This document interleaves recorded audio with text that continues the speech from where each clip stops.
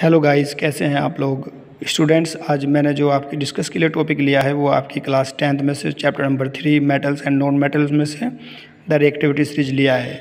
इसमें ये मेरे पास जो बुक है ये आपकी एनसीईआरटी की बुक है। इसमें इसकी डेफिनेशन को देख लेते हैं। देखिए, इसमें लिखा हुआ है the reactivity series is a list of metals arranged in the order of their decreasing activities. यानी कि मेटल्स की वो लिस्ट जो उनकी एक्टिविटी के डिक्रीजिंग ऑर्डर में अरेंज करने के बाद बनाई जाए या बन जाए, वो रिएक्टिविटी सीरीज कहलाएगी आपकी। तो स्टूडेंट्स, आप ये देख लीजिए आपके सामने, इसमें आगे लिखा हुआ है after performing displacement experiments activities 1.9 and 3.12। ये आपके एक्सपेरिमेंट लिखे हुए हैं इस बुक में, जो पीछे की साइड में जो पेज नंबर 44 है, ये पेज नंबर 45 पे है।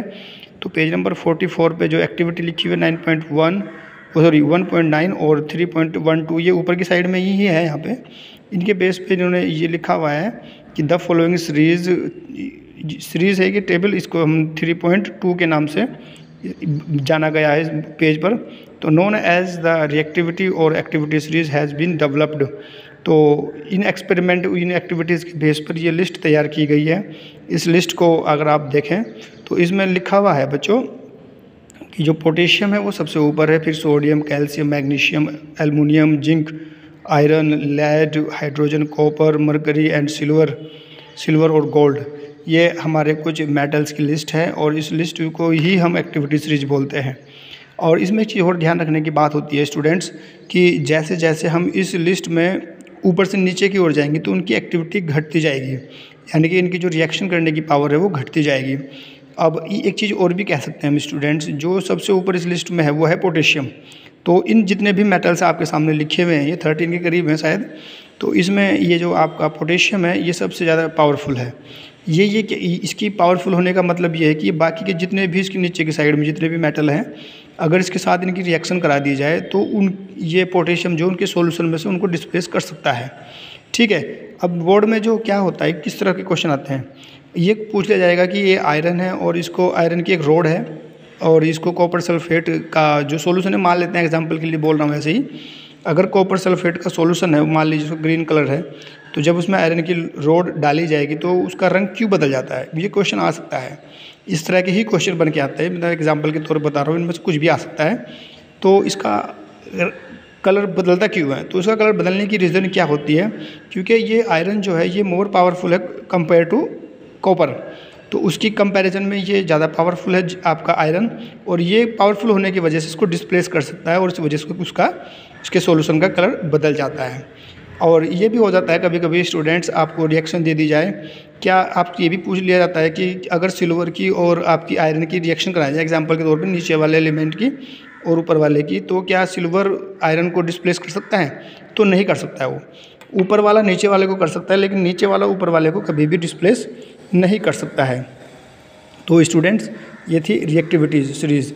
और मैं आपको एक बार फिर शॉर्ट में इसके बारे में बता दूं, एक ऐसी लिस्ट मेटल्स की एक ऐसी लिस्ट जो उनकी एक्टिविटीज़ के डिक्रीजिंग ऑर्डर में अरेंज करने के बाद बनाई जाए, उसको अब रिएक्टिविटी सीरीज कहते हैं। ठीक है। और ये लिस्ट है आपके सामने, इसका सीक्वेंस अगर आप इसको याद करें, इसके सीक्वेंस को अच्छी तरह से ध्यान रखना है कि कौन सा किसके बाद में है। ऐसा ना हो कि आप उसको सीक्वेंस को बिगाड़ दें और तो फिर आपके नंबर, आपका सब कुछ इसमें गड़बड़ हो जाएगा। ठीक है नहीं। और दूसरा, चलिए मैं आपको बच्चों आज जो इसके साथ साथ 2 क्वेश्चन और हैं, वैसे तो अगले पेज पर जो दिए गए हैं कुछ क्वेश्चन दिए गए हैं, उनमें से मैं कुछ ही क्वेश्चन आपको अभी सोल्व कराने जा रहा हूं। देख लेते हैं क्वेश्चन कौन कौन से हैं वो। यह है आपका पहला क्वेश्चन है, why is sodium kept immersed in kerosene oil. ये पूछा गया है कि जो सोडियम आपकी मेटल होती है ये कैरोसिन ऑयल के अंदर डुबोकर क्यों रखी जाती है। देखिए बच्चों, वैसे तो ये है कि जो आपका सोडियम होता है, ये अगर इसको ओपन में रखेंगे, सोडियम हो गया, पोटेशियम हो गया, क्योंकि ये पावरफुल होते हैं, इनकी रिएक्टिविटी जो होती है ज़्यादा होती है, जैसे भी आपने लिस्ट में पढ़ा है।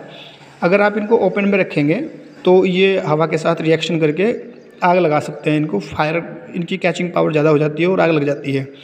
तो क्या होगा कि ये आग पकड़ लेते हैं और जलने लगते हैं। तो इसलिए हम इसको कैरोसिन ऑयल के अंदर डुबो कर रखते हैं, क्योंकि कैरोसिन ऑयल के अंदर ऑक्सीजन नहीं हुआ करती। तो स्टूडेंट्स, इसी वजह से सोडियम को मिट्टी के तेल यानी कि कैरोसिन ऑयल में डुबो कर रखा जाता है। दूसरा क्वेश्चन है आपका कि right equations for the reaction of iron and stems. हमें बताना है कि इक्वेशंस बतानी है आयरन की और स्टीम की। स्टीम का क्या मतलब होता है बच्चों? स्टीम मतलब भाप, भाप मतलब पानी, ठीक है। और मैं आपको बताऊं, मैंने कुछ इसके नोट्स बनाए हुए हैं, कुछ इनको देख लेते हैं क्या है ये, ठीक है। ये देखिए स्टूडेंट्स, ये है पहला वाला ना, अभी जो आपके सामने मैंने पहला क्वेश्चन पढ़ा था, इस क्वेश्चन की जो पहले की डेफिनेशन है उसका जो सोल्यूशन है, metals such as potassium and sodium react vigorously so that they catch fire if kept in the open। यानी कि सोडियम और पोटेशियम को ऐसे मेटल्स हैं, अगर इनको हवा में या खुले में छोड़ दिया जाए तो ये आग पकड़ सकते हैं। Hence to protect them and to prevent accidentally fires they are kept immersed in kerosene oil. मतलब इनको बचाने के लिए ये जले ना और इनकी वजह से कोई एक्सीडेंटल आग ना लगे, तो दुर्घटनावश कोई आग ना पकड़े, तो इस वजह से इनको मिट्टी के तेल में डुबोकर रखा जाता है, ठीक है। पोटेशियम भी होता है एक मेटल जो उसको मिट्टी के तेल में डुबोकर रखा जाता है। आपका दूसरा जो क्वेश्चन है वो है आपका कि आयरन के साथ स्टीम की रिएक्शन लिखनी है। तो ये बच्चों देखिए आप, ये आपका आयरन हुआ Fe और ये आपका पानी है, पानी मतलब भाप, भाप मतलब स्टीम। तो जब इनकी रिएक्शन कराएंगे, या आप ये भी कह सकते हो कि जो आपकी स्टीम होती है, स्टीम की ज़रूरी नहीं आयरन के साथ, किसी भी मेटल के साथ जब रिएक्शन कराए जाएंगे तो उस मेटल का ऑक्साइड, यानी कि जैसे कि इसमें तो आयरन का है, आयरन ऑक्साइड बना है और ये आपकी हाइड्रोजन गैस बनती है, ठीक है स्टूडेंट्स। ये तो होता है हमारा, अगर किसी भी मेटल की रिएक्शन स्टीम के साथ कराई जाएगी तो उसका ऑक्साइड बनेगा और हाइड्रोजन बनेगी, ठीक है। अब दूसरा हमारा जो क्वेश्चन था, दूसरा क्वेश्चन है हमारा इसमें बुक में, ये है कैल्शियम एंड पोटेशियम विद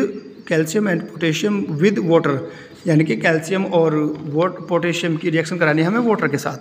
तो देख लेते हैं सेकंड वाला क्वेश्चन, इसमें लिखा हुआ है यहाँ पे ये कैल्शियम है, सॉलिड फॉर्म में है, और ये लिक्विड है आपका, ये आपका पानी है जिसको हम H2O। ये कह रहा है कि the reaction of calcium with water is exothermic, ठीक है। ये जो रिएक्शन होगी एक्सोथर्मिक होगी, यानी कि इसके अंदर हीट हमारी क्या होगी बच्चों, रिलीज़ होगी। और ये कह रहा है कि जो कैल्शियम की जब पानी के साथ रिएक्शन कराई जाती है तो कैल्शियम हाइड्रोक्साइड बनेगा और हाइड्रोजन गैस बनेगी। और दूसरी बात इसमें पूछी गई है हमारे कि पोटेशियम के साथ पानी की क्या रिएक्शन होगी। ये कह रहा है कि जब पोटेशियम की और पानी की रिएक्शन होगी तो पोटेशियम हाइड्रोक्साइड बनेगा और आपका हाइड्रोजन गैस बनेगी और साथ में आपकी हीट रिलीज़ होगी, ठीक है बच्चों। तो आज मैं सिर्फ 2 ही क्वेश्चन डिस्कस करूँगा आपके साथ, और अगर आपको ये वीडियो अच्छी लगी होगी तो आप इस वीडियो को लाइक करें, शेयर करें और अपने दोस्तों में ज़्यादा से ज़्यादा शेयर करें। बच्चों अगर आपको अभी तक कोई भी प्रॉब्लम रही हो तो आप कमेंट बॉक्स में जाके कमेंट भी डाल सकते हैं। और स्टूडेंट्स बताइएगा आपको ये वीडियो कैसी लगी है। Thank you very much.